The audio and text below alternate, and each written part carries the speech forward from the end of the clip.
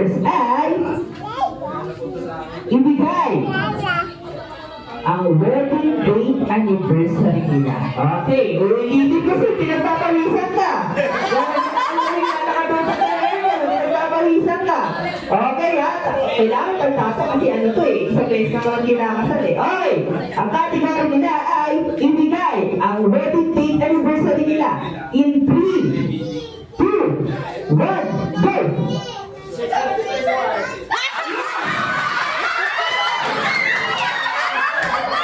December 21 tapos December 27.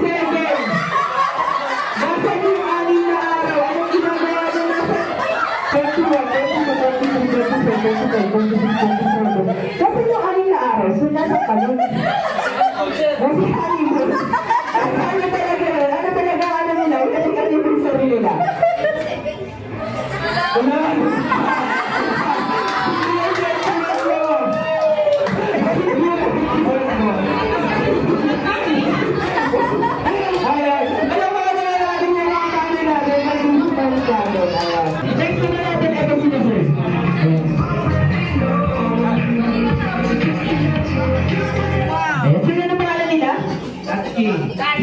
Gusto ko yun eh, yung pagkailaro ng mga abos, sumabot na siya.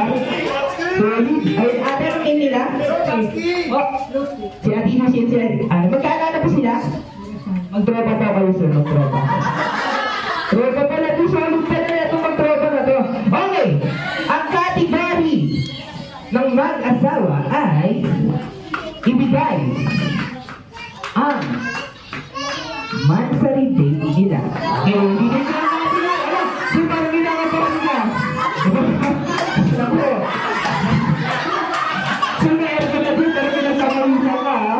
Okay, monthly date nila. Okay, bibigay nila.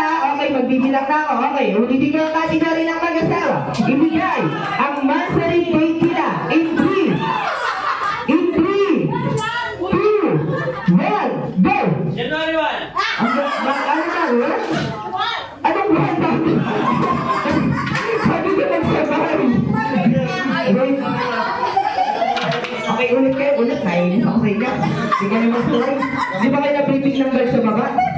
Okay. Okay, ang category ng mag-asawa ay magbigay. Okay, last category nyo na ito ah. Magbigay ng bagay na madalas mabasag sa bahay. In 3, 2, 1, go! Ato. Ay, ito pa sila! Grabe naman yung chemistry ng mag-asawa. Yung iba, tapos yung isa, ano? Malas sila.